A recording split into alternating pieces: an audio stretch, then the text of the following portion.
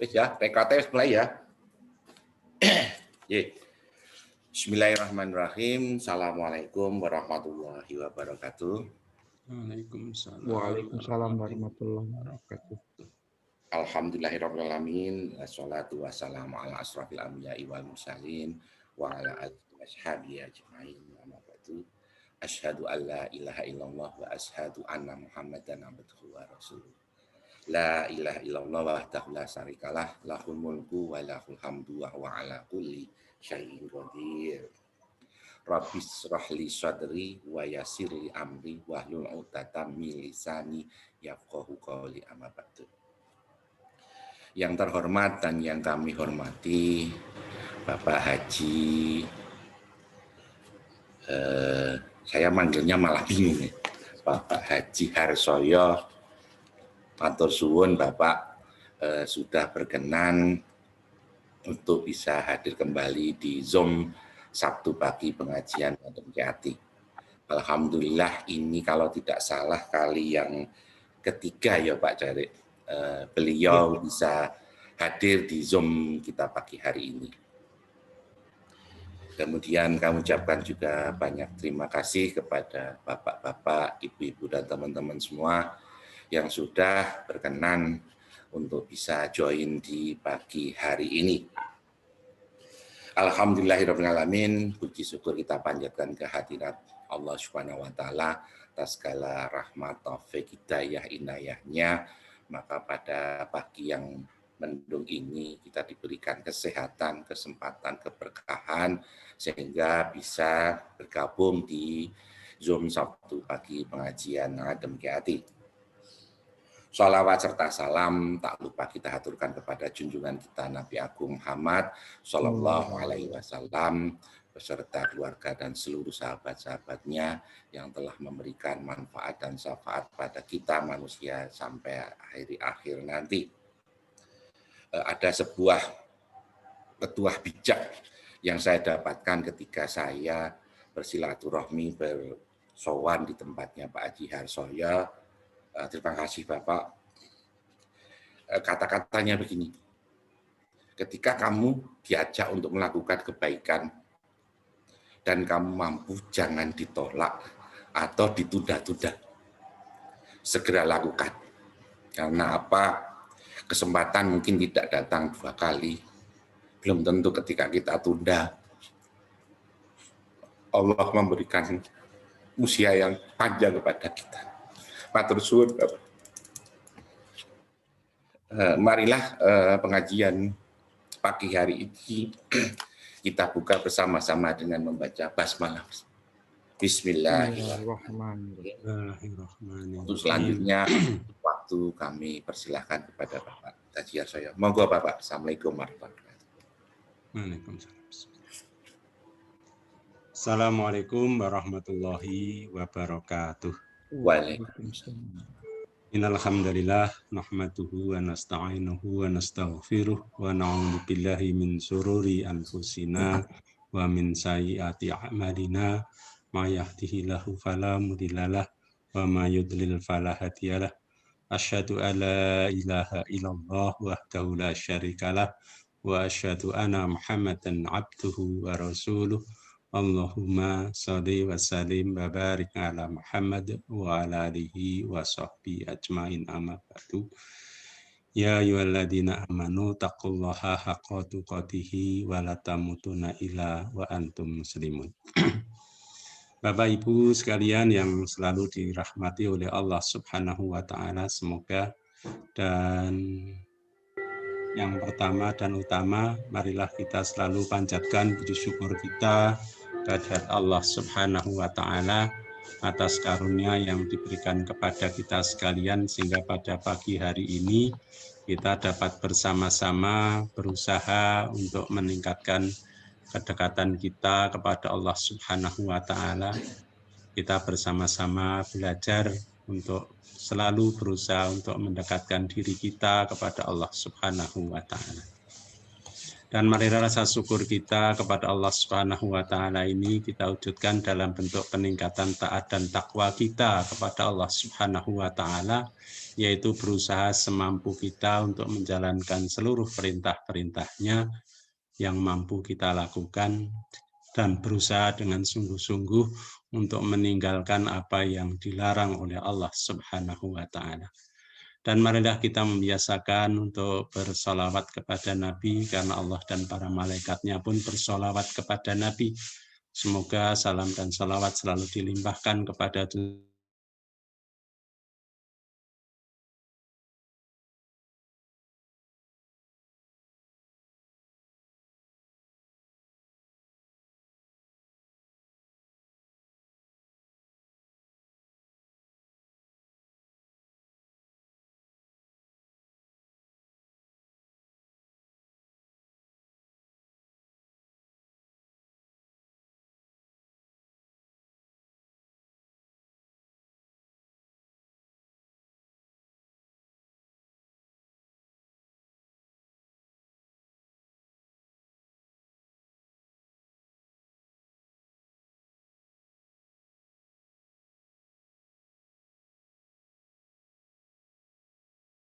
itu bingumi, ya, bingung.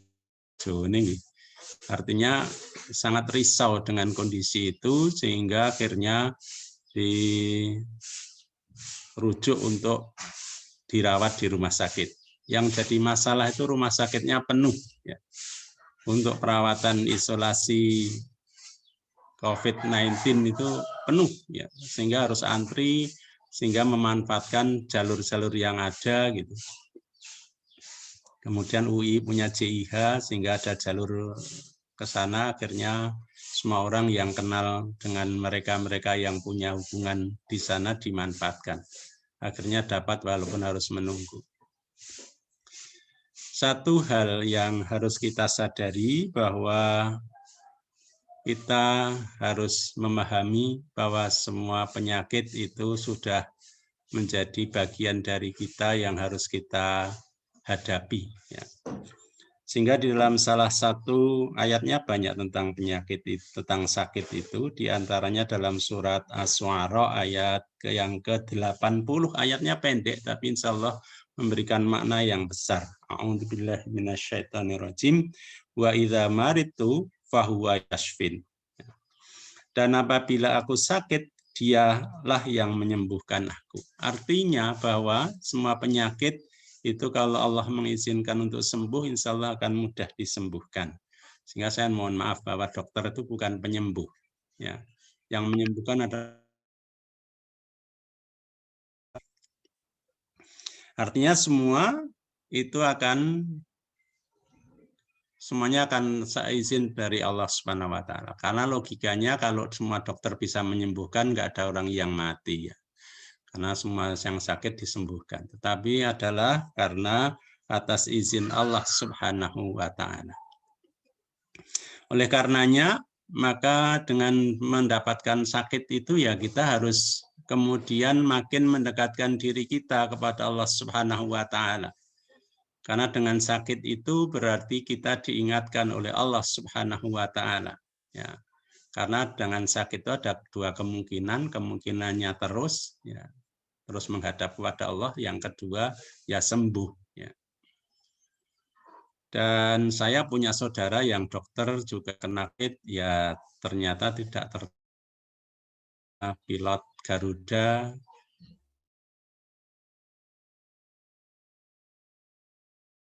ke Bogor. Kemudian pagi hari berikutnya sudah tidak tertolong. Kemudian ada lagi dokter THT, ya, juga tidak tertolong. Nah, ini adalah salah satu bahwa seorang dokter pun tidak mampu menolong dirinya kalau Allah sudah menghendaki. Sehingga itu yang harus menjadi keyakinan kita bahwa Allah lah yang menyembuhkan dari semua penyakit. Sehingga akan menjadikan kita lebih mendekatkan diri kita kepada Allah Subhanahu wa taala. Berapa peringatan tentang itu yang Rasulullah sampaikan kepada kita supaya kita untuk memahaminya. Di antaranya yang sesuai dengan itu, ya Rasulullah pernah bersabda, hadis diriwayatkan oleh Imam Muslim yang sanadnya cukup panjang dari Harun bin Ma'ruf dan seterusnya, bahwa Rasulullah SAW bersabda, likulli da'in dawaun fa'ida usiba dawa'u da'i bara'a bi'idnillahi azza wa jal. Setiap penyakit ada obatnya. Apabila ditemukan obat yang tepat untuk satu penyakit, maka akan sembuhlah penyakit itu dengan izin Allah azza wa jal. Sehingga jelas bahwa di situ Allah menurunkan penyakit, juga menurunkan obatnya. Hanya kata dokter yang pernah saya dengar, nanti Pak Dokter Artanto mohon dikoreksi kalau saya salah, sampai sekarang obat virus itu belum ada. Ya. Sehingga yang dilakukan obatnya adalah meningkatkan daya tahan tubuh kita. Artinya meningkatkan ketahanan daya tahan tubuh kita melawan virus itu. Ya. Walaupun ada obat-obat yang antivirus ya, karena saya waktu selama di isolasi di rumah sakit itu diberi Avigan, katanya Avigan itu adalah obat antivirus dan beberapa vitamin ya. Dan yang luar biasa, yang ini tidak pernah saya berharap atau berpikir ya, bahwa ternyata dengan kondisi sakit itu banyak orang yang kemudian kita tahu bahwa ternyata mereka sangat mencintai kita. Salah satunya yang menyentuh hati saya, itu ada mahasiswa UII yang bukan anak didik saya karena dia lulusan farmasi dan sekarang menjadi dosen. Itu begitu mendengar saya masuk rumah sakit, dia yang sangat gelisah. Yang luar biasa, kemudian dia malam itu, tengah-tengah malam gitu, keliling di Jogja, mencari orang-orang yang fakir dan miskin untuk disedekahi. Katanya dapat 15 orang. Kemudian apa yang diminta kepada mereka? Tolong doakan bapak saya. Dan itu bukan anak saya, itu mahasiswa dan bukan mahasiswa langsung saya, karena saya ngajar di sipil, dia orang farmasi. Ya, karena sering ketemu di masjid, gitu. Dia selalu datang di masjid di shop yang pertama, gitu. Dan alhamdulillah saya dimudahkan untuk ikut ke masjid sehingga kenalnya di situ, sehingga menjadi sangat dekat. Dan kemudian setelah itu karena dia orang farmasi, mengirimi berbagai macam vitamin, ada vitamin E, ada vitamin D, ada vitamin C, ada minyak virgin oil, ya coconut virgin oil itu. Dan dijelaskan ini gunanya ini. Jadi bukan obat, tetapi untuk memberikan satu imunitas yang meningkat gitu. Ini adalah salah satu yang luar biasa yang ternyata di sekitar kita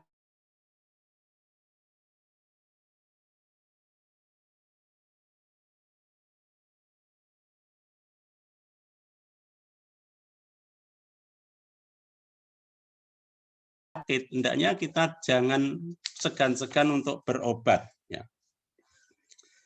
Karena dengan berobat insya Allah kalau Allah menemukan obat yang cocok kepada kita, maka kita akan memperoleh kesembuhan atas izin Allah Subhanahu wa taala. Dan ada beberapa yang dapat meningkatkan kekebalan kita atau imunitas kita ya. Ada beberapa artikel yang pernah saya baca bahwa diantaranya bahwa dengan berpuasa itu juga akan meningkatkan imunitas kita. Sehingga ada beberapa teman yang selalu mengajak untuk berpuasa, terutama puasa yang tidak terlalu banyak ya, yaitu Yaumul Bid.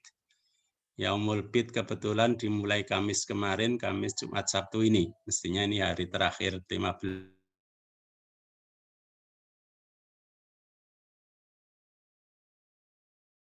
Yaumul Bid. Ini cerita teman dari Fakultas Syariah. Sehingga beliau selalu sehat, kecuali gerah pada waktu akan wafat. Tetapi ada juga yang menyebutkan bahwa untuk meningkatkan imunitas itu banyak membaca Al-Quran. Karena di dalam Al-Quran sendiri menyatakan bahwa Al-Quran adalah salah satu, itu adalah memberikan penawar. Ya. Penawar artinya obat juga. Ya. Di antaranya yang mungkin Bapak Ibu sudah hafal atau sering membaca, ya. Di dalam surat Al-Isra ayat 82, A'udzu billahi minasyaitonir rajim wa nunazilu minal Qur'an ma huwa sifa'u wa rahmatul lil mu'minin wa la tazidu dzalimina illa khasara. Dan kami turunkan dari Al-Qur'an sesuatu yang menjadi penawar.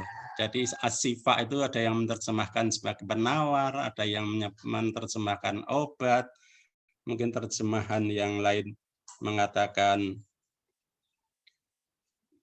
penyembuh. Ya. Tapi kata aslinya sifat, maka yang paling mudah menerjemahkannya adalah menjadi obat. Artinya bahwa Al-Quran itu diturunkan oleh Allah Subhanahu wa Ta'ala sebagai obat dan rahmat bagi orang-orang yang beriman. Sehingga ada artikel lain yang dikirim ke saya menyatakan bahwa dengan memperbanyak Al-Quran maka akan meningkatkan kekebalan, akan meningkatkan imunitas. Sehingga dengan banyak membaca Al-Quran orang akan menjadi lebih sehat. Kemudian bahkan di situ dikatakan bahwa makin banyak kita membaca Al-Quran akan meningkatkan kita kelihatan awet muda. Kemudian pandangannya terang. Kalau ini saya punya pengalaman teman pribadi ya. Dia sopir di UII.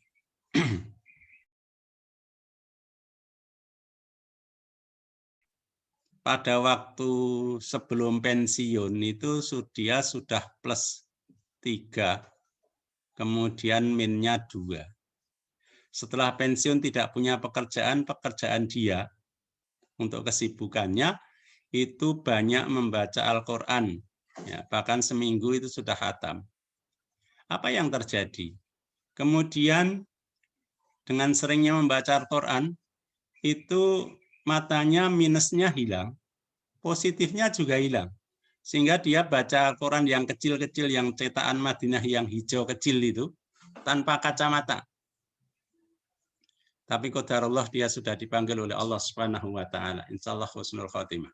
Karena dia mau pergi ke masjid, kemudian kecelakaan. Artinya bahwa apa yang menjadi peringatan dari Allah Subhanahu wa Ta'ala harus kita yakini kebenarannya.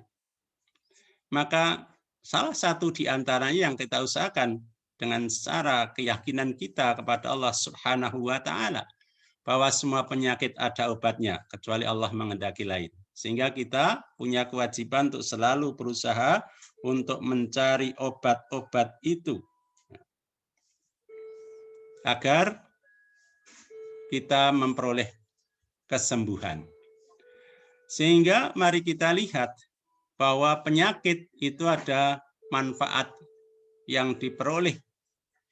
Untuk para dokter akan meningkatkan keilmuannya tentang pemahaman tentang penyakit. Yang kadangkala penemuannya tidak sengaja. Seperti halnya kalau saya salah mohon nanti Pak Dokter bisa mengoreksi. Seperti penemuan penisilin. Itu ketidaksengajaan penemuannya. Karena dalam satu penelitian gitu melihat bahwa ternyata munculnya penisilin ini bakteri-bakteri sekitarnya yang luar biasa pada waktu itu, ya, yaitu sebagai antibiotik. Hanya ternyata beberapa orang ada yang alergi terhadap penisilin sehingga kemudian dikembangkan lagi menjadi turunan penisilin yang lebih ramah kepada orang-orang yang alergi. Ini adalah salah satu contoh bahwa penyakit pun memberikan manfaat, meningkatkan ilmu pengetahuan tentang pengobatan. Sehingga ditemukanlah beberapa obat untuk menangkal satu penyakit. Dan yang sekarang mungkin diperoleh ada satu keuntungan yang luar biasa, yaitu dengan pembuatan vaksin. Ya. Yang di Indonesia jatah vaksinnya itu kalau 70% dari penduduk, 70% dari 270 juta, ya, kali 80% itu sekitar 180-an 2 juta. Kalau itu harus divaksin 2 kali, berarti 2 kali.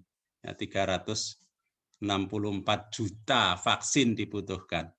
Itu adalah satu produksi yang luar biasa banyak yang akan memberikan peningkatan yang luar biasa, apalagi kalau kita mampu memproduksi sendiri atau bahkan mampu mengekspor, akan menjadi satu nilai ekonomi yang luar biasa. Sehingga penyakit bukan sesuatu yang harus ditakuti, tapi bagaimana kita menghadapi dan bagaimana kita menjadikan satu penyakit itu sesuatu yang dapat menjadikan kebaikan kepada kita. Karena beberapa hadis Nabi yang menyatakan bahwa kalau sakit itu kita hadapi dengan ikhlas, ya, maka kita insya Allah akan digugurkan dosa-dosanya.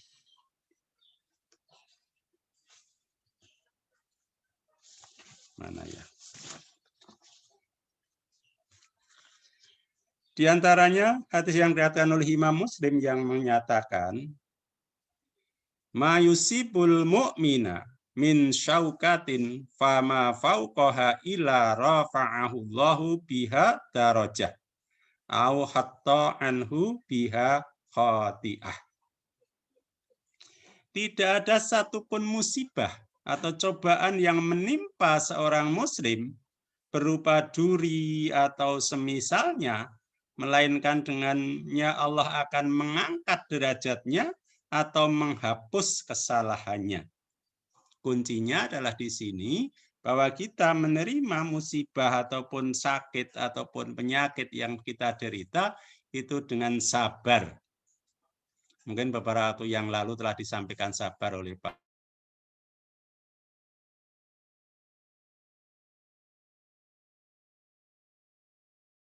Menerima kondisi itu dengan bertawakal kepada Allah. Bukan mengeluh, apalagi menggerutu, apalagi menyalahkan Allah Subhanahu wa Ta'ala. Memang mudah diucapkan sabar, sabar, sabar. Tapi untuk bagi yang menderita, belum tentu akan menjadi mudah untuk menjalankan. Karena orang sakit itu ya nggak enak. Nggak ada orang yang sakit enak tuh nggak ada. Sakit itu pasti tidak enak. Alhamdulillah waktu itu saya tidak bergejala yang berat, sehingga yang terasa itu pun sudah nggak enak gitu ya. Yaitu bahwa tidak dapat membau. Itu kan satu hal yang nggak enak sama sekali itu. Ada parfum juga nggak bau, ada bangkai juga nggak bau. Jadi makanan menjadi tidak enak gitu. Yang terasa di tenggorokan kering, kemudian makan nggak enak, terasa pahit. Ya. Walaupun kondisi badan tetap sehat, nggak ada masalah, sehingga makan harus dipaksa. Enak nggak enak, pokoknya dimakan selama tidak muntah. Ini adalah satu kondisi yang tidak mudah untuk kita pahami. Itu yang gejalanya ringan. Kita bayangkan yang gejalanya berat, ya sudah demam, itu kan lebih nggak enak lagi. Ya. Untuk menjadi sabar bukan mudah. Sehingga kalau orang yang sakit kemudian menjadi sabar, dapat menerima kondisinya, dan Allah memudahkan ampunannya, menjadi sangat-sangat logis. Gitu. Menjadi sangat-sangat hal yang luar biasa. Karena orang yang diderita dengan sabar, itu satu hal yang luar biasa. Contoh yang dicontohkan oleh Allah Subhanahu wa Ta'ala adalah kisah Nabi Ayub. Nabi Ayub yang menderita sakit lebih dari 18 tahun. Bahkan dicoba dengan anak-anaknya semuanya meninggal. Tapi tetap dilakukan dengan tabah, bahkan istrinya pernah menyarankan, ya Rasulullah, mengapa kamu tidak memohon kepada Allah untuk menghilangkan sakitmu? Apa jawaban Nabi Ayub? Ya. Beliau mengatakan, saya malu kepada Allah. Sakit saya berapa? 18 tahun. Saya sudah diberikan kesehatan lebih dari 18 tahun. Apakah dengan penderitaan yang 18 tahun itu yang jauh lebih sedikit atau lebih singkat dibandingkan kenikmatan yang pernah diberikan oleh Allah Subhanahu wa Ta'ala kepadaku. Sehingga beliau malu untuk berdoa untuk memohon kesembuhan, dan saya yakin doa Rasul itu pasti akan dikabulkan oleh Allah Subhanahu wa Ta'ala.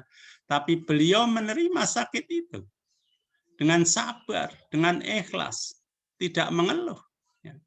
Bahkan sampai istrinya meninggalkan pun dia tidak mengeluh, sehingga beliau hanya pernah, ya saya rasa manusiawi, kemudian dengan kemarahannya kemudian beliau akan mengatakan, akan aku pukul istriku 100 kali. Ya. Tapi begitu Allah memberikan kesembuhan, dan seorang nabi tidak boleh ingkar janji, maka oleh Allah Subhanahu wa Ta'ala diberikan wahyu untuk mengambil sekepok batang rumput yang mungkin lebih dari 100 batang, ya, untuk dipukulkan kepada istrinya. Artinya untuk memenuhi janjinya itu, ya, karena meninggalkan beliau dalam kondisi sakit. Ini adalah salah satu contoh yang luar biasa yang dicontohkan oleh Allah Subhanahu wa Ta'ala. Kalau penderitaan kita mungkin tidak seberapa, ya, dibandingkan penderitaan Nabi Ayub yang cukup panjang, ya, cukup panjang. Sehingga harusnya dengan diberikan sakit oleh Allah Subhanahu wa Ta'ala, kita mestinya bersyukur karena ada kesempatan oleh Allah Subhanahu wa Ta'ala yang diberikan kepada kita untuk menggugurkan dosa-dosa kita atau bahkan mengangkat derajat kita.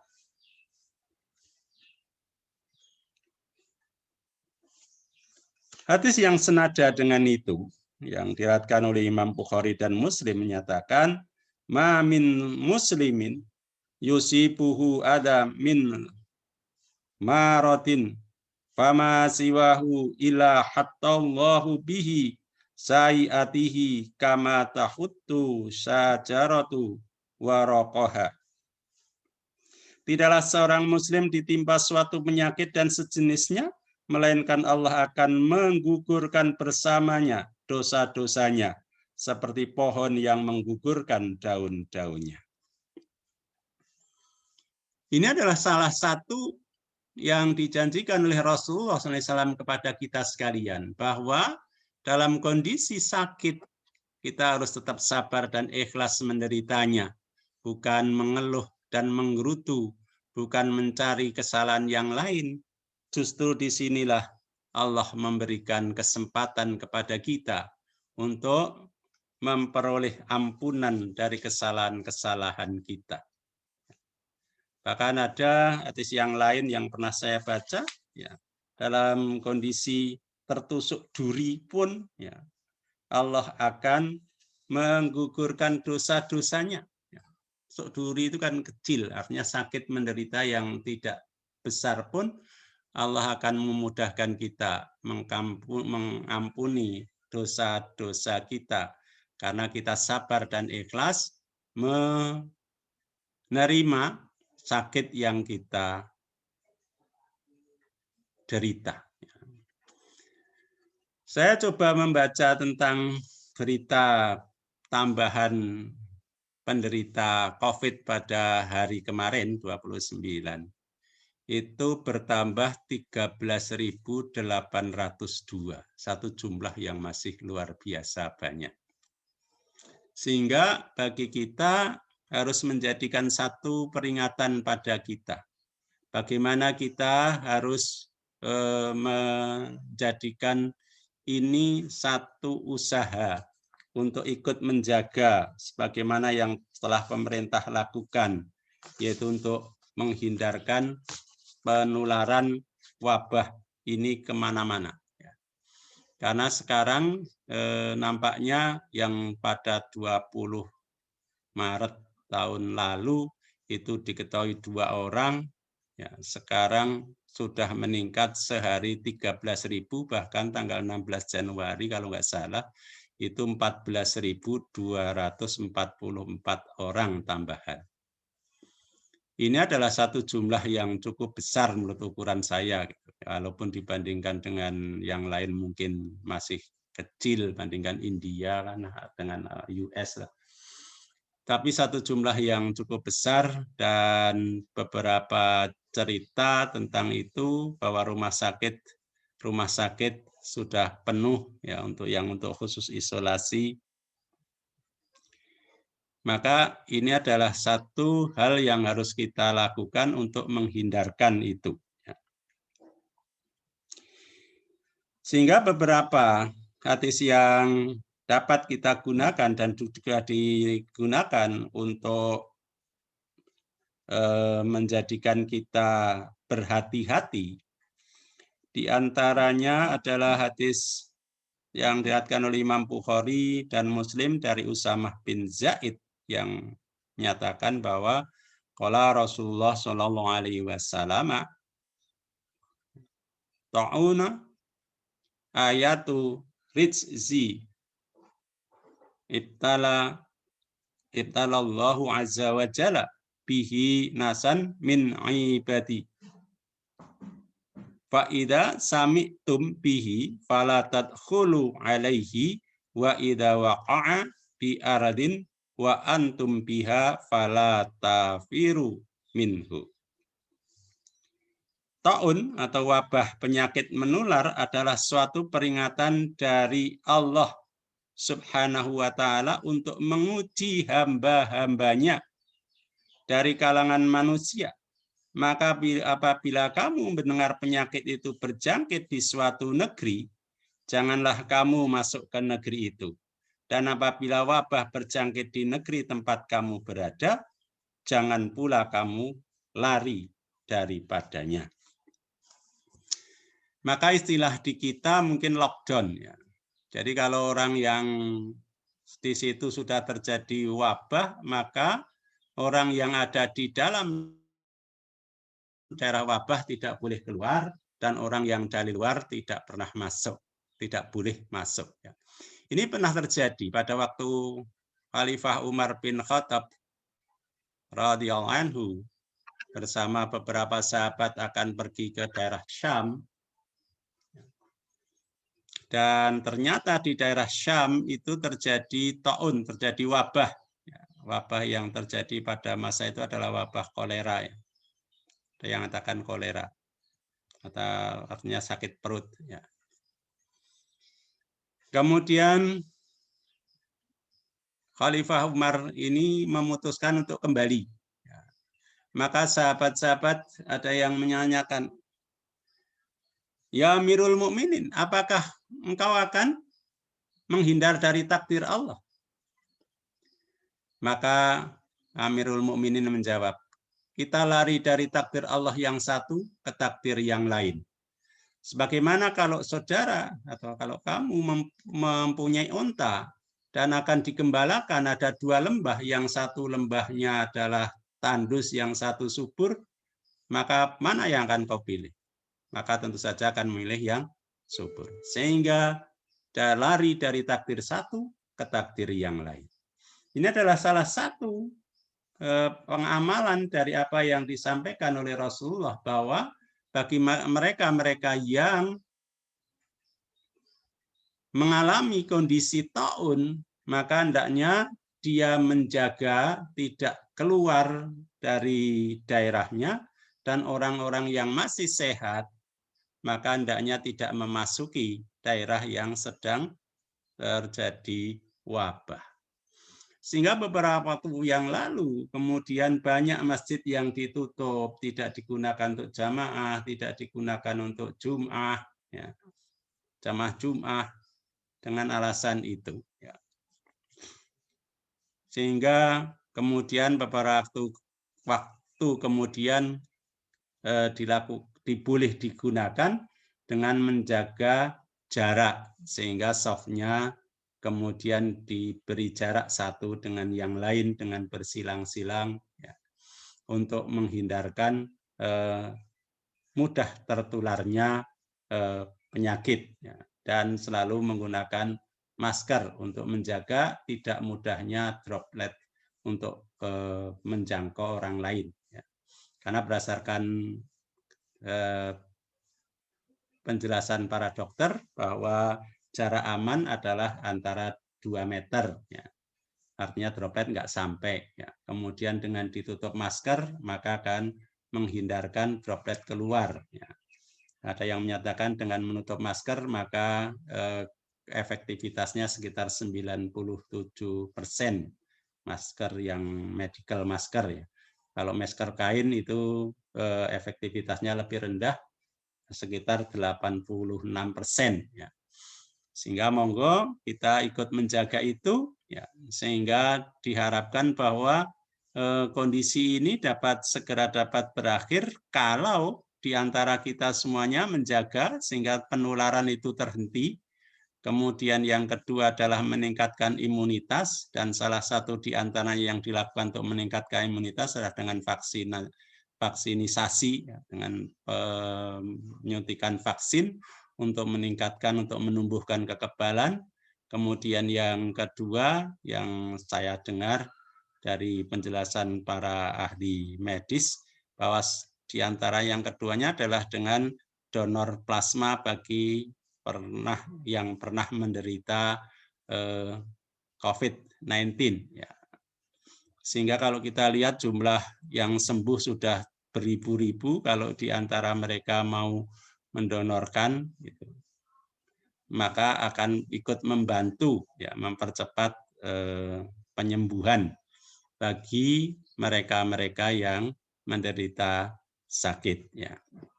Mungkin nanti Pak Dokter bisa menjelaskan lebih jauh tentang itu. Kemudian dalam hadis yang lain bahwa dari Abu Hurairah radhiyallahu anhu menceritakan bahwa Nabi SAW pernah bersabda, la yuridana mumridun ala musih, bahwa janganlah yang sakit dicampur baurkan dengan yang sehat. Sehingga itulah yang dikatakan isolasi. Sehingga isolasi bagi orang-orang yang sakit, sehingga tidak tercampur dengan orang yang sehat. Ini diharapkan bahwa untuk memutus rantai penyebaran penyakit. Sehingga ini mari kita dukung, kita sebagai orang yang memahaminya, dan insya Allah dalam Islam kita diajarkan untuk itu, untuk tidak mencampur adukkan antara yang sehat dan yang sakit. Kemudian kalau terjadi daerah yang ada penyakit, maka kita tidak boleh memasukinya bagi yang sehat, dan bagi ada yang di dalam di situ tidak boleh keluar supaya tidak membawa penyakit. Nah, terjadinya, kalau saya salah nanti mohon dikoreksi, terjadinya penyebaran yang luar biasa karena kita banyak meninggalkan protokol kesehatan. Terjadi pengumpulan orang yang banyak, kemudian tidak menggunakan masker, tidak menjaga jarak, dan yang lebih kita harus hati-hati bahwa banyak orang yang membawa penyakit tetapi tidak merasa sakit. Sering dikatakan OTG, orang tanpa gejala. Nah, ini mungkin susah untuk mendeteksi. Kalau orang yang sudah dinyatakan swabnya positif dan sebagainya sudah jelas. Tetapi bagi orang yang belum pernah tes dan kondisinya kita tidak tahu, sehingga kita bergaul dengan mereka, mungkin lupa tidak menutup wajah kita, lupa tidak menjaga protokol kesehatan, sehingga menjadi sangat mudah terjadinya penularan antara kita yang sehat dengan orang yang sakit. Sehingga Islam sudah mengajarkan kepada kita sekalian bagaimana kita menjaga orang-orang supaya tetap sehat. Bagi yang sakit tidak bercampur aduk dengan yang sehat, bagi daerah yang terkena wabah tidak boleh keluar dan tidak boleh masuk di dalamnya. Ini adalah satu hal yang harus kita dukung sepenuhnya, bahwa usaha-usaha semacam itu kita harus memberikan contoh. Ada satu dokter di mana ya, di Sulawesi kalau nggak salah, yang mengisahkan bahwa Islam sudah mengajarkan bahwa kita dengan banyak bergerak, ya, menjaga kebersihan, maka itu salah satu untuk meningkatkan kekebalan kita. Ya. Salah satu, ya, artinya masih banyak hal yang dapat dilakukan. Sehingga apa yang dijelaskan, dan beliau adalah dokter yang menjelaskan, bahwa beliau mengatakan bahwa masjid itu bukan tempat terjadinya klaster. Ya. Sehingga mengapa di masjid tidak terjadi klaster? Karena orang yang datang ke masjid sudah pasti orang yang bersih. Dari rumah sudah berwudu, maka dianjurkan dari rumah sudah berwudu. Dan wudunya orang Islam membersihkan semuanya. Berkumur, membersihkan hidung dengan istisqanya, ya, tangan, kaki, muka. Ya. Selama itu kita jaga, ya, insya Allah maka masjid bukan klaster penularan. Ya. Sehingga beliau mengatakan tetap pergilah ke masjid untuk selalu berjamaah. Walaupun di masjid dengan menjaga jarak. Ya. Dengan membawa sajadah sendiri, dengan memakai masker, dan selalu ya, dari rumah sudah berwudu, ya, insya Allah akan terjaga. Kemudian yang kedua, beliau menyatakan bahwa bagi mereka-mereka yang sehat, maka virus itu hanya bertahan di tidak akan menular lagi kalau sudah 17 hari. Jadi beliau menyatakan 17 hari. Artinya bahwa setelah 17 hari mengisolasi diri sendiri, maka virus itu sudah tidak mampu bereplikasi katanya. Wallahu alam. Nanti mungkin Pak Dokter bisa ikut menjelaskan. Sehingga isolasi 14 hari kemudian ditambah 3 hari itu sudah cukup aman untuk selama tidak ada gejala. Kalau masih bergejala berarti ya memang sakit. Selama sudah tidak bergejala, tidak ada demam, tidak ada sesak nafas, tidak ada ciri-ciri tentang COVID yang lain, insya Allah sudah tidak menjadikan mudah menularkan. Walaupun bisa jadi, menurut Pak Dokter ini yang Profesor Juwono, siapa namanya lupa saya, itu kalau dites swab bisa jadi masih positif, karena swab itu bisa terjadi sampai 4 bulan katanya. Karena sisa-sisa virus, yang cuilan-cuilan virus, sisa-sisa virus yang mati itu pun kalau di swab selama masih ada di dalam diri kita, maka akan masih menunjukkan positif. Nah, ini adalah salah satu yang pernah saya dengar kisah itu, ya, sehingga monggo nanti kita dapat, karena yang dianjurkan isolasi adalah 14 hari, ya, sehingga kalau Pak Dokter ini mengatakan 17 hari itu sudah aman, maka jadikanlah 17 hari supaya orang lain menjadi aman dari kita. Karena kita harus selalu berusaha untuk menjaga, ya, tidak memberikan madarat kepada orang lain. Sebagaimana Rasulullah mengingatkan kepada kita, la doror wa la diror. Hadis diriwayatkan dari Ibnu Majah dan Imam Ahmad, ya, bahwa Rasulullah itu melarang tidak boleh membuat madarat dan hal yang menimbulkan madarat. Artinya jangan sampai kita menyebabkan penderitaan orang lain karena kita. Sehingga kita harus menjaga itu. Sehingga beberapa cara yang paling efektif dilakukan adalah dengan mengisolasi atau lockdown, ya. Sehingga beberapa negara menjadikan lockdown, contohnya adalah di Cina yang pada waktu itu langsung lockdown, maka dapat turun dengan baik karena ketat, ya. Tapi di kita kan dengan pertimbangan yang lain beberapa kali lockdownnya tidak sepenuhnya, sehingga ternyata penyebaran penyakit menjadi makin meningkat, dan peningkatannya luar biasa. Yang dulu hanya ratusan, sekarang sudah jadi ribuan, pun ribuannya sudah lebih dari 10.000 per hari. Nah, kalau itu tidak pernah turun, dapat dibayangkan dalam sebulan kalau kali 10.000 itu sudah menjadi 300.000 dan seterusnya. Karena semakin banyak penderitanya, maka logikanya secara matematis maka penularannya juga akan semakin besar. Ya, kalau penderita penularan ini tidak pernah turun, akan selalu naik, maka kecepatannya akan menjadi luar biasa. Ya. Ini yang harus menjadi perhatian kita sekalian. Maka kesimpulannya, ya, mari kita jaga bahwa protokol kesehatan itu adalah salah satu cara untuk kita menjaga untuk tidak makin menyebarnya wabah. Yang kedua, kita meningkatkan imunitas kita dengan memperbanyak ibadah kita kepada Allah Subhanahu wa Ta'ala.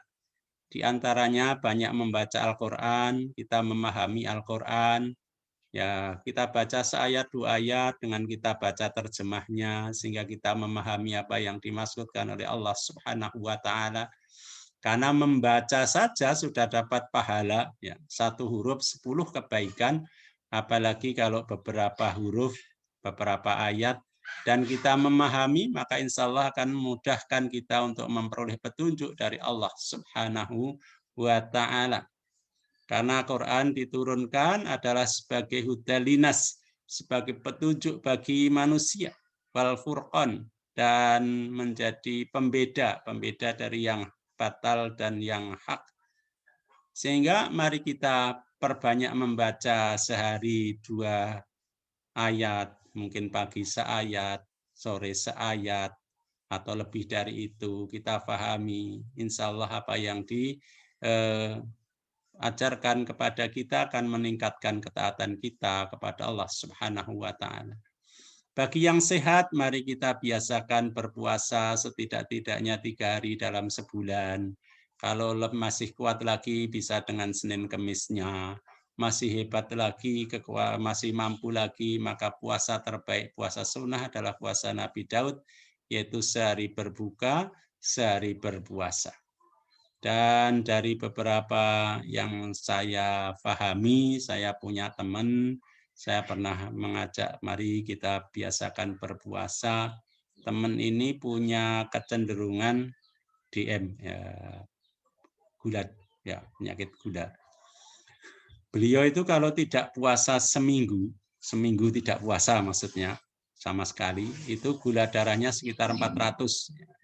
Tapi begitu Senin dan Kamis berpuasa, itu gula darahnya sekitar 145, 130.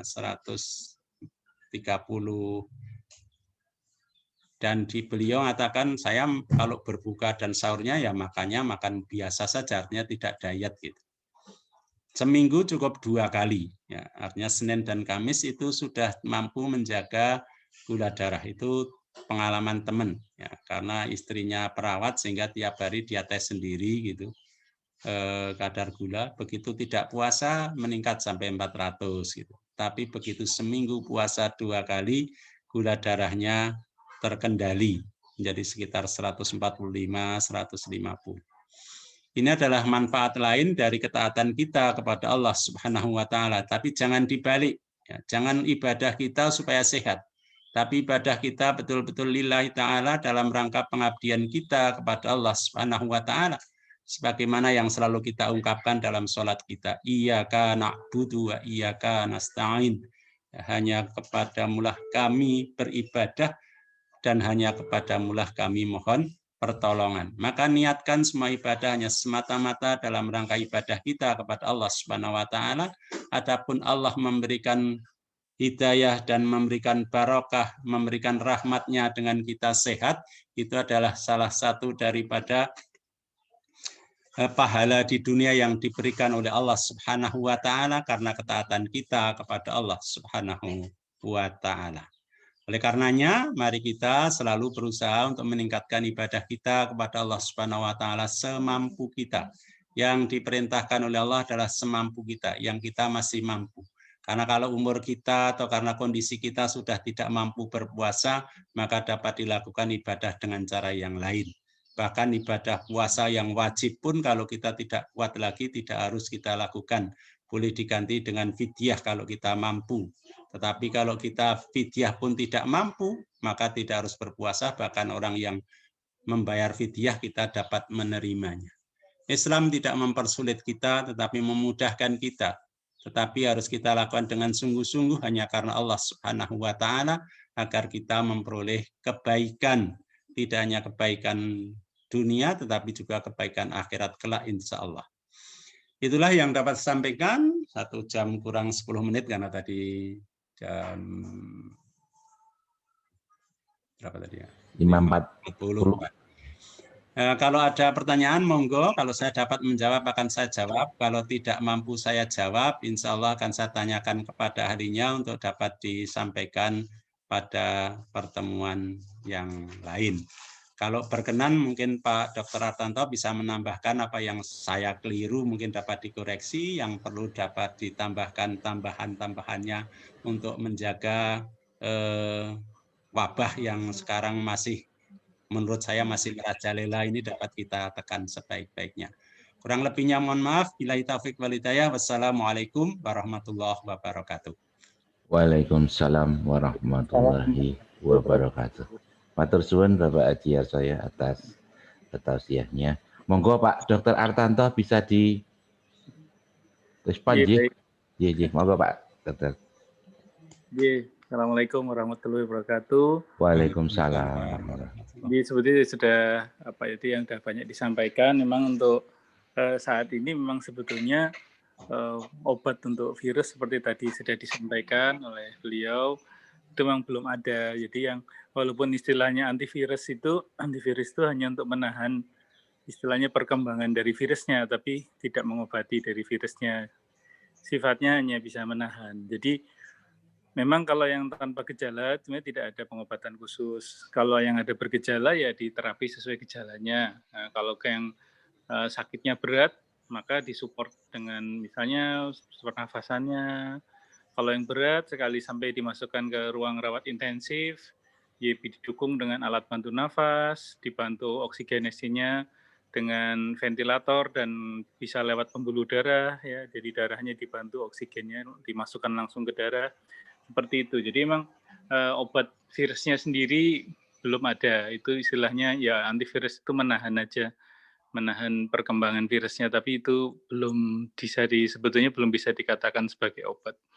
Jadi memang seperti itu, karena aslinya itu memang penyakit-penyakit yang virus itu bagian besar itu adalah namanya self-limiting disease. Jadi penyakit yang memang ada jangkanya hilang sendiri. Nah, problemnya adalah selama terkena itu bisa terjadi berbagai reaksi di tubuh yang bisa menimbulkan gangguan kesehatan hingga parah, bisa terjadi kematian. Itu yang terjadi adalah demikian. Jadi saya kira begitu Pak. Kemudian program vaksinasi ini ikhtiar bagaimana memancing kekebalan tubuh. Ini memang luar biasa prosesnya ini, karena biasanya proses vaksin itu panjang sekali, beberapa tahun. Ini crash program ibaratnya begitu, sehingga kita juga masih bertanya-tanya ini ikhtiar kita ini akan seperti apa, tapi ya apapun itu ikhtiar kita tempuh gitu. Kemudian memang untuk panduan dari Kementerian Kesehatan yang terbaru itu sudah beberapa bulan ini berjalan, yang namanya kasus konfirmasi tanpa gejala itu memang tidak diisolasi tapi isolasi mandiri, artinya tidak di rumah sakitkan, di sendiri, kemudian kecuali ada gejala yang berat ya itu baru di rumah sakitkan.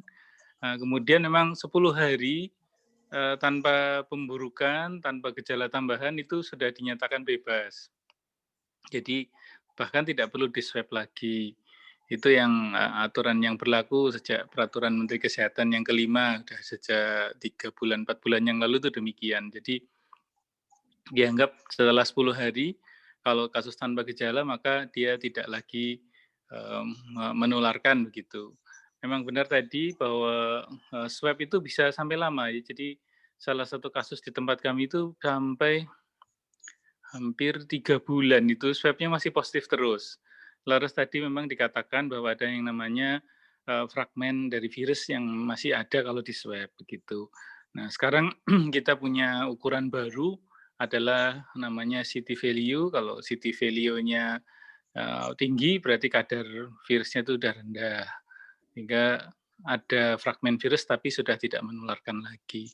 Jadi demikian secara ringkas Pak Rudi. Udah bukan Pak Rete lagi, saya mau nyebut Pak Rete.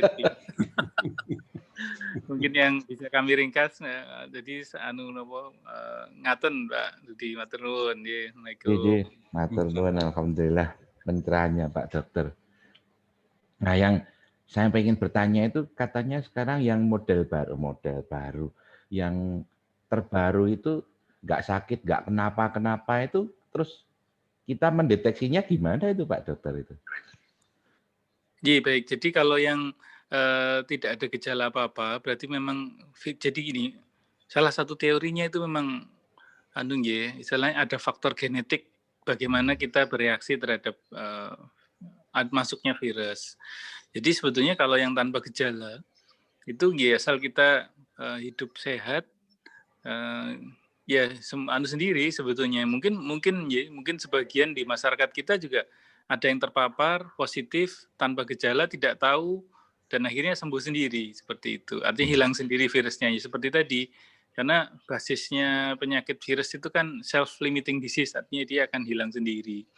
Jadi ya begitulah. Mungkin sebetulnya kasus yang terjadi di lapangan lebih banyak dari yang dilaporkan kan, karena sebagian besar kasus tanpa gejala. Berarti pede saja ya Pak Dokter? Iya, selama ya itu tadi. Misalnya yang tadi kan lah yang ketahuan. Biasanya ketahuan itu dari mana? Ketahuan itu dari kontak tracing. Misalnya, orang dekatnya positif. Nah, terus sekitarnya diperiksa kan. Nah, diperiksa, kedapatan nih sekian nih positif. Nah, yang positif ini karena nggak ada gejala, sehat, nggak ada keluhan, udah isolasi mandiri. Setelah 10 hari nggak selesai. Seperti itu. Iya. Matur suwun Pak Dokter. Sami-sami. Sangat bermanfaat banget ini. Ustadz Harsoyo, ini ada yang mau bertanya, boleh di chat? Monggo silahkan nggih. Ini dari Mbak Zulita Nur Cahyati. Pertanyaannya, Ustadz, ada beberapa orang yang dalam menghadapi sakit itu tidak berobat ke dokter, tetapi menemui seorang kiai. Ada yang diberi minuman, ada yang juga dimintakan doa dan sebagainya. Nah, ini pemahamannya gimana, Ustadz? Pemahaman tauhid gitu loh maksudnya. Atur suwun. Matur nuwun. Jadi pernah terjadi di zaman Rasulullah dulu. Ya. Itu ada orang yang tersengat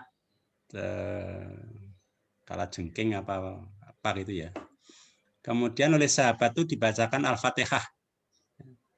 Kemudian diminumkan air. Sembuh. Ya. Kemudian itu disampaikan kepada Nabi. Dan Nabi mengatakan, bahkan orang itu kemudian dikasih kambing. Bahkan Nabi pernah mengatakan, mana bagian saya? Gitu. Artinya bahwa itu boleh dilakukan. Ya. Artinya pernah dilakukan zaman Nabi untuk mengobati dengan Al-Fatihah saja. Ya. Itu disengat kalajengking ya. Kalau kita kemudian mengambil analoginya, berarti datang ke kiai boleh. Yang tidak boleh itu datang ke dukun. Ya. Ya, kalau ke dukun, nah itu kemudian kita mempercayainya, maka ibadah kita selama 40 hari tidak diterima. Maka kalau datang ke kiai, kemudian minta didoakan, insya Allah dibacakan Fatihah lah, dibacakan apa, insya Allah pernah terjadi pada zaman sahabat Nabi. Artinya pernah ada. Dan Rasulullah tidak melarang, berarti boleh. Ya.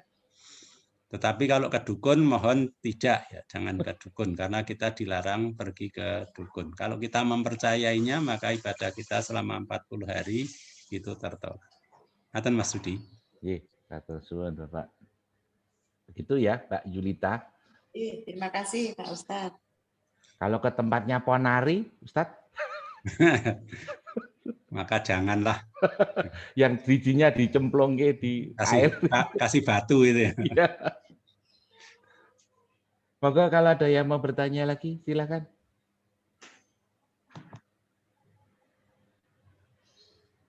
Pak Dokter Artanto, ini malah ada yang bertanya Pak Dokter. Iya, sendiri Pak Yudi. Itu di chat itu, Assalamualaikum Pak Dokter, mau tanya untuk standar CT-nya itu berapa ya, gitu katanya. Iya, baik. Jadi intinya tergantung lab masing-masing ya. Kalau misalnya di tempat kami kita menggunakan standar 40. Nah, nanti ada kalibrasi sesuai mesin yang dipakai karena ada beberapa jenis pemeriksaan PCR. Ya, jadi mengikuti standar lab masing-masing. Berarti bisa berbeda dong. Sakit bisa Di A berbeda. sama di B gitu bisa ya? Iya, kalau kita lihat lab, dari lab satu ke yang lain kadang-kadang ada beda jarak normalnya, tergantung metode yang dipakai, mesin yang dipakai, itu. Iya. Begitu Mbak Asih? Iya, mohon maaf, mau langsung bertanya sama Pak Dokter ya. Ya, Pak Dokter, kalau yang CT-nya 38 atau 37 untuk swab yang keduanya, beliau udah isolasi mandiri, gitu. Menurut Pak Dokter harus bagaimana ini si pasien gitu? Dengan batas labnya berapa di situ CT-nya? Kalau di tempat kami 40. 40 juga, kalau 40 juga ya berarti itu kan masih di perbatasan. Kalau di perbatasan lebih baik masih isolasi. Dan isolasi gitu. Mandiri? Iya, masih isolasi. Atau isolasi mandiri.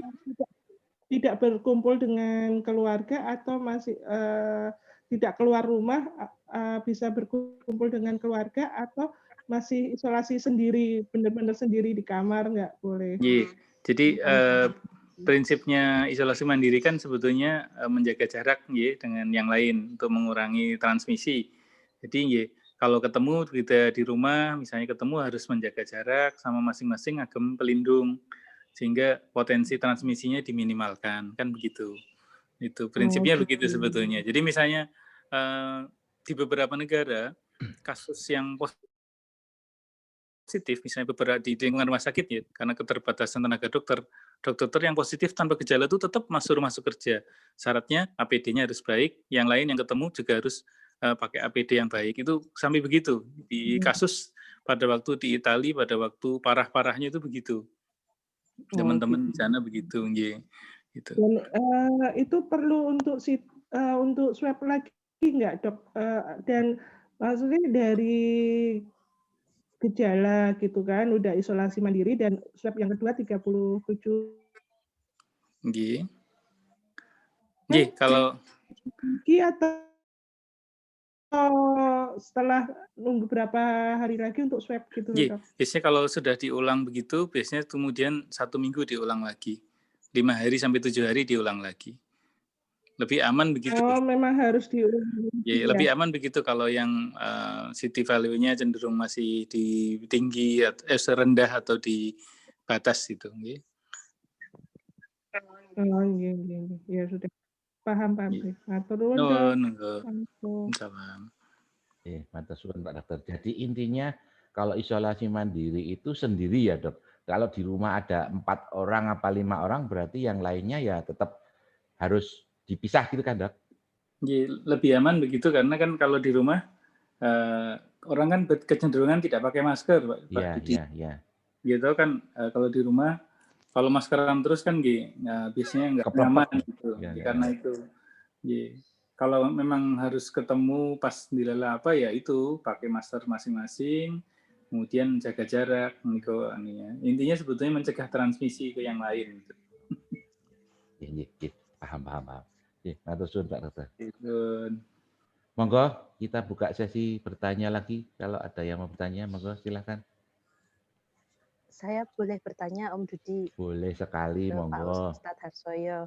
Iya, Pak Ustadz mau nanya mengenai sebut nama ini. Dong, Mbak. Oh, saya Afifah. Mau nanya Ustadz, apakah dalam Islam itu ada panduan bagaimana memilih cara pengobatan yang baik, yang terbaik lah? Karena kan sekarang sudah banyak berkembang ya cara pengobatan dari segi medis atau dari dokter sendiri kan banyak juga macam-macam, ada yang pendekatannya pakai obat, ada terapi macam-macam lah. Kemudian ada juga yang alternatif gitu.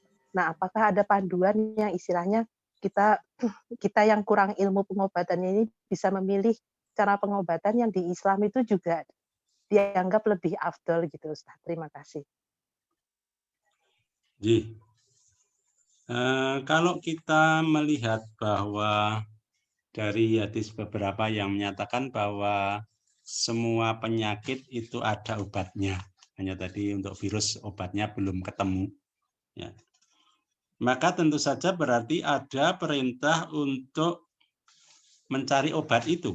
Artinya kita ada perintah untuk berobat. Ya. Kalau zaman Nabi kan dokter itu dikatakan tabib, artinya orang yang bisa memberikan obat. Salah satu di antaranya hadis Nabi yang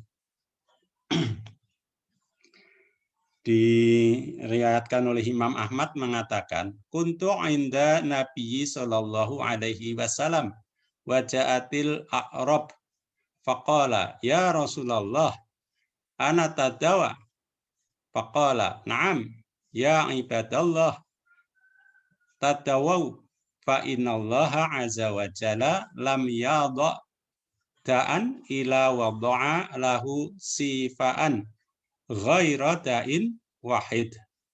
Qalu ma huwa? Qala haram. Aku pernah berada di samping Rasulullah, lalu datanglah serombongan Arab Badui. Arab Badui itu Arab kampung gitu ya. Mereka bertanya, wahai Rasulullah, bolehkah kami berobat? Beliau menjawab, iya. Wahai para hamba Allah, berobatlah. Sebab Allah tidaklah meletakkan sebuah penyakit, melainkan meletakkan pula obatnya. Kecuali satu penyakit. Mereka bertanya, penyakit apa itu? Beliau menjawab, penyakit tua.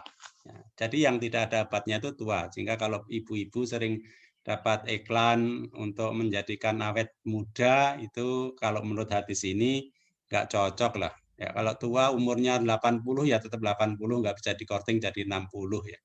Artinya semua penyakit ada obatnya menurut Rasulullah. Ya.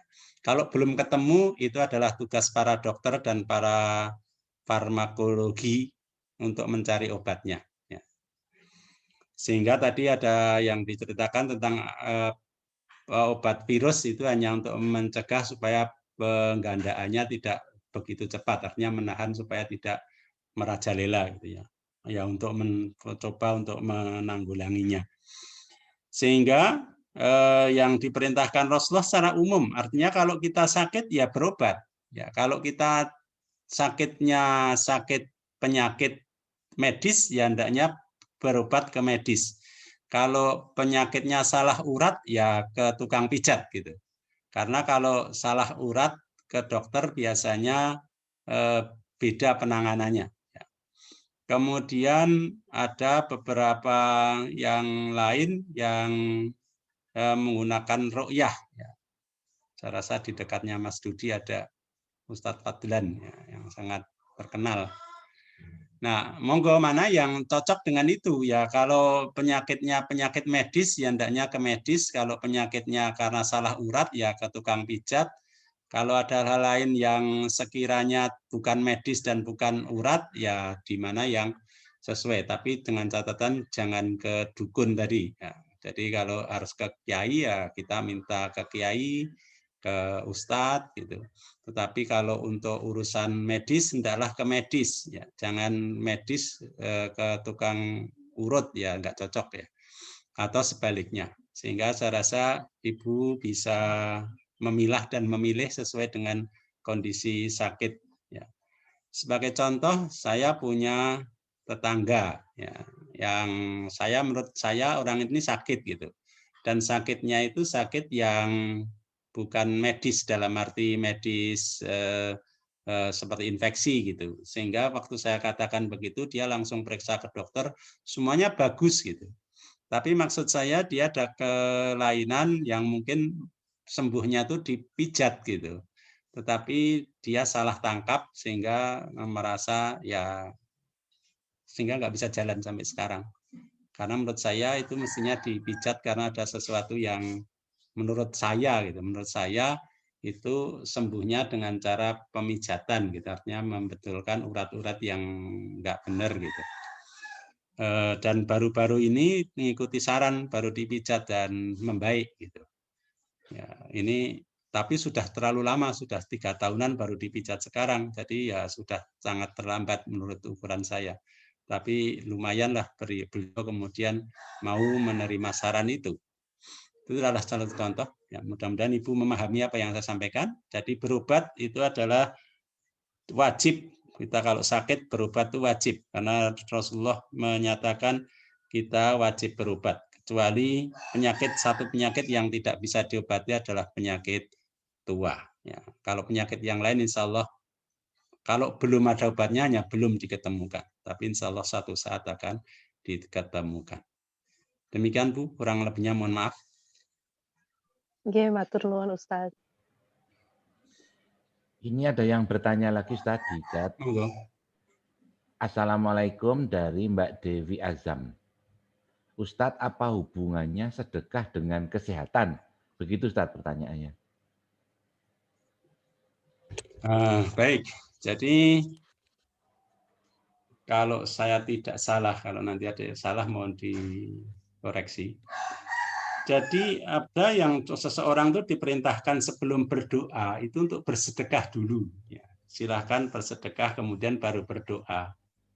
Nah, mahasiswa saya yang sekarang dosen itu berpikirnya seperti itu, supaya doanya itu mudah diterima oleh Allah, maka dia bersedekah, gitu. Bersedekah untuk mohon didoakan. Ya. Karena dan saya pernah mendengar ceramahnya Gus Bahak yang kalau nggak salah, itu bahwa untuk berdoa maka sebaiknya diawali dengan sedekah dulu. Gitu. Artinya dengan sedekah itu memudahkan doa kita untuk dikabulkan. Sehingga tentu saja sedekah ya niatnya sedekah, bukan niatnya yang lain ya. Sedekah tetap niatnya untuk menolong orang yang membutuhkan. Nah, kemudian baru kita berdoa dan minta didoakan ya. Saya rasa zaman Nabi pun sering para sahabat minta didoakan oleh Nabi. Ya, salah satu contoh, ya, satu hadis yang panjang, kalau Ibu masih ingat, atau bahwa pada satu saat Rasulullah itu menceritakan bahwa satu saat nanti itu ada orang yang masuk surga itu tanpa hisab, itu sebanyak 70.000 orang. Ya, 70.000 orang zaman waktu itu ya banyak sekali. Apakah 70.000 itu mutlak nilainya? Wallahu alam. Tapi kalau saya memahami 70.000 itu artinya jumlah yang banyak gitu. Apakah itu mutlak 70.000, 77 nolnya 4 gitu. Tetapi waktu itu kemudian ada seorang sahabat yang memohon kepada Rasulullah, namanya Ukasah. Ya Rasulullah, mohon aku didoakan kepada Allah untuk masuk bagian itu. Maka Rasulullah kemudian menyatakan, kamu termasuk di dalamnya. Kemudian ada sahabat lagi, ya Rasulullah, tolong aku didoakan. Ternyata sahabat yang zaman itu ya oleh Nabi kemudian dijawab, kamu sudah didahului oleh Ukasah. Artinya ternyata bahwa para sahabat itu tidak semuanya, ya kalau saya mengambil konklusi dari situ gitu, tidak semuanya bisa didoakan oleh Rasul. Sehingga kesimpulannya bahwa memohon doa kepada orang lain itu boleh, ya. Terutama orang-orang yang soleh, orang-orang. Nah, mengapa nih teman saya, kalau sekarang jadi teman, dulu mahasiswa di UI, itu melakukan itu? Karena biasanya doanya orang miskin itu lebih mudah dikabulkan oleh Allah Subhanahu wa Ta'ala. Mengapa? Dan dalam beberapa ayat dikatakan bahwa orang miskin masuk surga itu lebih cepat dari orang kaya. Selisihnya 500 tahun. Ya. 500 tahun. Nah, tapi orang semuanya berdoa ingin kaya, Mas Yudi. Gak ada yang ingin miskin. Sedangkan doa Nabi ingin jadi orang miskin, bukan ingin jadi orang kaya. Tapi kita nggak berani mencontoh doa Nabi yang itu. Karena orang miskin itu ya susah. Mengapa? Karena orang miskin itu nggak ada yang dipertanggungjawabkan. Harta nggak ada, tanggung jawab nggak ada, apa-apa nggak ada. Semuanya ibadahnya dia langsung diterima oleh Allah Subhanahu wa Ta'ala, nggak ada yang dipertanggungjawabkan yang lain. Sedangkan kalau orang yang kaya, itu semua akan ditanya, ini dari mana, diperoleh dari mana, untuk apa, dihabiskan untuk apa, gitu. Sehingga mengapa yang dicari orang miskin? Supaya doanya itu langsung diterima oleh Allah Subhanahu wa taala. Doa orang miskin itu tanpa hijab katanya. Ya, mereka-mereka yang soleh tentu saja. Nah, itulah yang kaitannya dengan sedekah, sehingga dengan harapan bahwa dengan sedekah dimudahkan oleh Allah untuk dikabulkan doa-doa kita. Sehingga kalau kita datang ke kiai, saya sering dikatakan, silahkan kamu sedekah sebelum berdoa. Pada saya itu ada anjuran untuk itu, ya, memperbanyak sedekah sebelum kita berdoa. Wallahu a'lam. Ngaten, Bu. Matur suwun Ustaz. Intinya kalau mau dapat ikan ya ngasih umpan dulu nih Pak. Ya, alhamdulillah. Pengen entuk iwak orang dikai umpan, iwake ra teko-teko. Nyekrek Pak itu namanya. Moga kalau ada yang mau bertanya lagi dipersilakan. Halo? Om Mineng mau bertanya? Di chat ada lagi Om. Pertanyaan dari ya? Om Heri. Oh iya. Nih, Assalamualaikum. Ini dari Om Heri Pak Ustadz. Pak Arsaya mohon dijelaskan kriteria mati syahid dalam situasi pandemi saat ini. Bagaimana jika yang bersangkutan masih bergelimang dosa dan meninggal karena COVID? Itu pertanyaannya Ustaz. Jadi mati syahid itu ada beberapa kriteria. Ya. Yang syahid yang paling utama adalah jelas syahid fisabilillah, artinya dalam rangka membela agama Allah, li kalimatillah. Ya. Kemudian syahid yang kedua adalah karena taun, syahid yang lainnya adalah karena tenggelam, syahid yang lain adalah karena bencana, ya, seperti tanah longsor, gempa, kemudian karena tenggelam. Ya. Maka orang yang syahid itu satu keistimewaan bahwa di situ akan diampuni dosa-dosanya yang telah lalu. Tapi ada syahid yang mungkin perlu jadi akan tertahan, yaitu yang tidak bisa dihilangkan itu adalah tanggungan hutang. Ya. Jika kalau orang yang mati syahid masih punya hutang, ya akan tertahan. Sehingga biasanya kalau zaman Nabi kemudian ditanya, adakah ini punya hutang? Ya, kalau biasanya para sahabat akan menanggung. Kalau sudah ditanggung, maka Nabi akan mensolatkannya, dan insya Allah kalau yang perlu disolatkan, kalau yang tidak perlu disolatkan ya cukup disaksikan, karena yang syahid dengan jihad fisabilillah itu nggak perlu disolatkan, nggak perlu dimandikan, apapun yang ada itu kemudian dibawa untuk sebagai saksi di hadapan Allah Subhanahu wa taala. Tapi khusus hutangnya harus diselesaikan.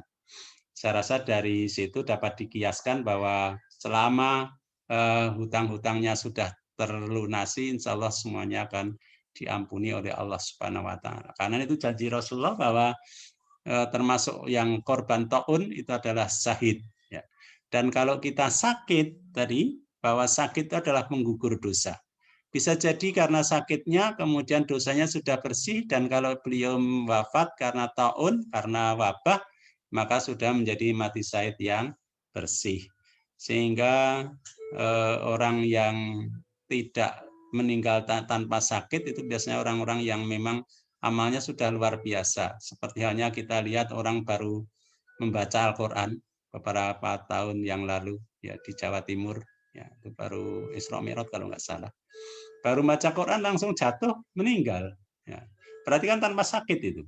Insya Allah karena dia memang tidak punya dosa lagi yang perlu diampuni, sehingga diwafatkan oleh Allah dengan cara begitu. Ada yang baru sujud nggak bangun, ya berarti beliau memang sudah tanpa dosa, artinya sudah amalnya sudah cukup baik, ya sehingga tidak perlu diampuni. Tapi ada orang yang sampai berbulan-bulan sakitnya, bisa jadi karena Allah sangat kasihan kepada hambanya untuk mengampuni dosa-dosanya, sehingga sakitnya agak panjang supaya dosanya habis. Nah, kalau Nabi Ayub sampai 18 tahun lebih sakitnya apa karena dosanya banyak? Bukan. Itu sebagai contoh kepada kita bagaimana kita dapat mencontoh orang yang diberi sakit yang luar biasa dapat bersabar, sehingga Rasul pasti diutus oleh Allah untuk memberikan contoh kepada umatnya termasuk kita sekalian. Sehingga insya Allah kalau beliau dalam kondisi sakit dan sakitnya diterima dengan ikhlas akan sebagai penggugur dosa. Dan insya Allah kalau ternyata diwafatkan oleh Allah, berarti Allah sangat sayang kepada beliau untuk menjadikan mati syahid. Sehingga orang Islam itu posisinya sangat teruntungkan. Sakit diampuni dosanya, kalau wafat dalam kondisi taun dimasukkan ke dalam golongan orang yang mati syahid. Walaupun syahidnya tetap dikafani, dimandikan, dikafani, disolatkan. Ya, kalau syahidnya orang yang jihad fisabilillah tanpa itu. Wallahu a'lam. Ngaten Mas Sudi. Matur suwun Ustaz. Monggo kalau ada yang mau bertanya lagi, silakan. Mumpung masih jam 7. Halo. Kalau tidak ada, saya yang bertanya boleh, Ustaz? Iya, monggo.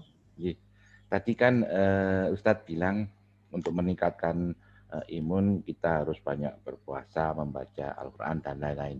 Nah, yang saya tanyakan ketika Nyun Sewu Ustadz di vonis apa itu tadi di swab terus ya di swab terus sakit untuk gede ke ati dan lain-lain itu apa yang panjenengan lakukan gitu Ustaz atau suwun?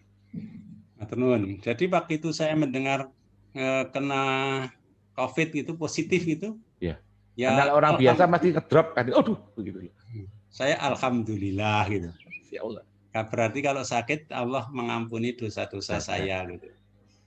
Dan kebiasaan saya kebiasaan. Kemudian saya banyak membaca Al-Quran. Ya kalau puasa kan nggak boleh kalau sakit, ya, karena harus minum obat tertib 3 kali sehari. Ya, yang diperbanyak baca Quran, memperbanyak sholat. Ya, jadi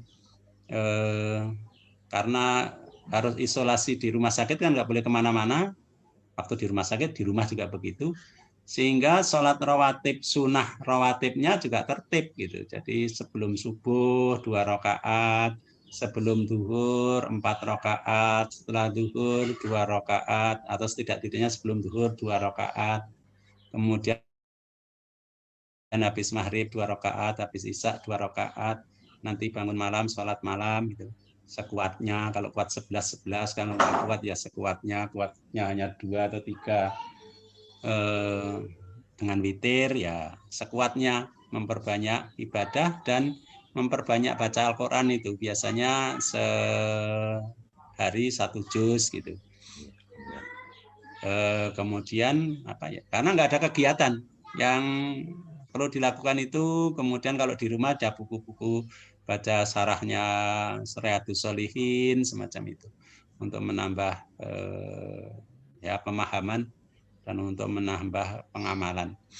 Dan alhamdulillah ya, alhamdulillah saya dikaruniai membaca Al-Quran, sering membaca Al-Quran itu, saya baca Al-Quran itu tanpa kacamata masih bisa. Ya, yang baca Al-Quran yang standar, yang standar itu masih bisa. Yang segini ini masih bisa, Mas Dudi. Yang segini ini masih bisa. Wah, kinder saya ini, Pak. Alhamdulillah, karena saya terinspirasi oleh tadi sopir yang ada di UI. Mungkin Mas Dudi kenal itu, Pak Harwanto. Iya, mungkin kalau lihat pasti ingat. Iya. Itu beliau dulu minusnya 2, plusnya 3, dan sering baca Quran, nggak plus, nggak minus lagi. Ya, betul-betul Quran kecil-kecil masih bisa baca dengan lancar. Ya. Berarti Al-Quran, huruf-huruf Al-Quran, dan isinya itu memberikan kesehatan kepada kita. Ya. Dan apa yang pernah saya baca dari yang dikirim orang memang akan menjadikan, sering membaca Al-Quran itu akan menjadikan pikiran jernih, ya. Kemudian mata bersih, yang ketiga tidak pikun katanya. Sehingga insya Allah mari kita yang punya waktu, dan saya rasa dalam paling enggak seminggu setiap Sabtu ini ada pembelajaran Al-Quran, satu hal yang luar biasa yang mungkin perlu kita lestarikan. Dan bagi kita yang belum mampu membaca, nggak usah malu untuk belajar. Karena yang diperintahkan kepada kita bahwa thalabul ilmi itu minal mahdi ilal lahdi, ya, dari ayunan sampai liang lahat. Artinya selama kita masih diberi kesempatan hidup, maka masih ada waktu untuk belajar. Sehingga nggak usah merasa bahwa kita terlambat, nggak ada terlambat, karena belajar itu nggak boleh malu ya, Ustaz? Nggak boleh malu dan tidak terbatas waktu. Ya. Dan saya pun tidak malu bertanya kepada yang lebih muda, yang lebih tahu gitu. Sehingga jibuh pekewuh karena umur nggak usah dipikirkan dalam hal belajar. Ya. Mereka yang lebih tahu wajib memberitahu kepada yang kurang tahu, dan bagi kita yang belum tahu wajib bertanya kepada yang lebih tahu. Karena semua apa yang kita lakukan akan dipertanggungjawabkan tentang pemahamannya. Haten Mas Dudi. Iya, matur suwun Ustaz. Monggo sekali lagi kalau ada yang mau bertanya dipersilahkan.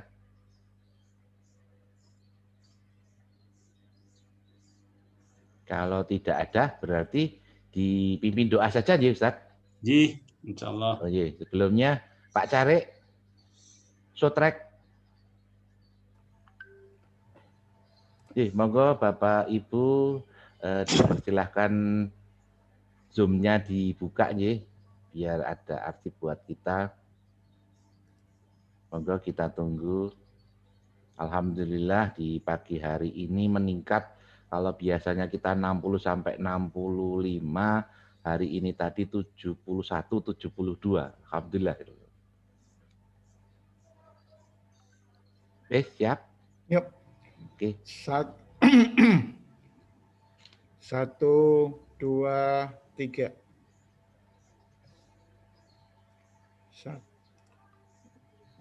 2 slide. 1, 2, 3. 1 kali lagi. 1, 2, 3. Dah. Oke. Turun. Monggo Pak Ustaz. Bismillahirrahmanirrahim. Monggo kita berdoa bersama-sama dalam rangka untuk mendekatkan diri kepada Allah dan mohon ampunan atas segala kekhilafan kita sekalian. A'udzubillahi minasyaitonirrajim. Bismillahirrahmanirrahim. Alhamdulillahi rabbil alamin. Hamdan na'imin, hamdan syakirin, hamdan wafi'u ni'amahu yukafi'u mazidah. Ya Rabbana lakal hamdu kama yanbaghi li jalali wajhika wa 'azimi sultanik. Allahumma salli wa sallim wa barik ala Muhammad wa ala alihi wa sahbihi ajmain. Allahumma ighfir lil mu'minina wal mu'minat wal muslimina wal muslimat al ahya'i minhum wal amwat. Innaka sam'un qaribun mujibud da'wat ya qadiyal hajat. Allahumma rabbana la tuzigh qulubana ba'da idh hadaitana wa hab lana min ladunka rahmah innaka antal wahhab. Rabbana hab lana min azwajina wa dzurriyyatina qurrata a'yun waj'alna lil muttaqina imama. Rabbana la tu'akhidna in nasina wa akhtana. Rabbana wa la tahmil 'alaina isran kama hamaltahu 'alal ladzina min qablina. Rabbana wa la tuhammilna ma la taqata lana bih wa'fu 'anna waghfir lana warhamna anta maulana fansurna 'alal qaumil kafirin. Allahumma arinal haqqa haqqan warzuqna ittiba'ah wa arinal batila batila warzuqna ijtinabah. Rabbana zalamna anfusana wa ilam taghfir lana wa tarhamna lanakunanna minal khasirin. Allahumma ighfir lana dzunubana wa liwalidayna warhamhuma kama rabbayana shighara. Rabbana atina fid dunya hasanah wa fil akhirati hasanah wa qina adzabannar wa adkhilnal jannata ma'al abrar ya aziz ya ghafar ya rabbal alamin. Walhamdulillahi rabbil alamin. Alhamdulillah. Matur suwun Ustadz Harsoyo yang sudah memberikan tausiahnya pada kita semua pada hari ini. Alhamdulillah sudah meningkat tadi ya, dari 60-an menjadi 70 berapa gitu. Sampai bertemu lagi di Sabtu depan, insya Allah yang akan hadir adalah Ustadz Agus Triharjo Purnomo. Jadi sebelum ditutup, kami ucapkan terima kasih kepada teman-teman Padmanaba 89, Padmanaba 90, teman-teman sipil UII, kemudian Joksin Lawas, thanks bro, teman-teman Panam, warga Balapan, dan teman-teman ngadepi hati. Mohon maaf ya apabila ada salah-salah kata dari kami. Semua salah adalah dari hamba yang di sini, sedangkan kebenaran hanya milik Allah. Semoga sebelum ditutup, marilah kita tutup bersama-sama dengan doa kafaratul majelis. Bismillahirrahmanirrahim. Subhanakallahumma rabbika billah asyhadu alla ilaha illallah. Matur suwun Ustaz Ersaya, terima kasih buat semuanya. Sampai ketemu lagi di Sabtu depan dengan jam yang sama. Matur suwun. Jeng Wisnu, halo, assalamualaikum. Izin pamit Pak Dede. Makasih Man. Assalamualaikum. Makasih matur nuwun nggih. Waalaikumsalam. Salam matur suwun guru. Jeng Wisnu. Sebelum izin ya? Iya. Oke, karena hari ini Jeng Wisnu baru tidak sehat, maka kajian Al-Qur'annya sementara untuk hari ini kita tiadakan. Itu nggih. Matur suwun buat semuanya, sampai bertemu di hari Sabtu depan. Terima kasih. Assalamualaikum warahmatullahi wabarakatuh. Waalaikumsalam warahmatullahi wabarakatuh. Waalaikumsalam. Izin pamit Pak Dudi. Matur suwun Om Eris. Waalaikumsalam.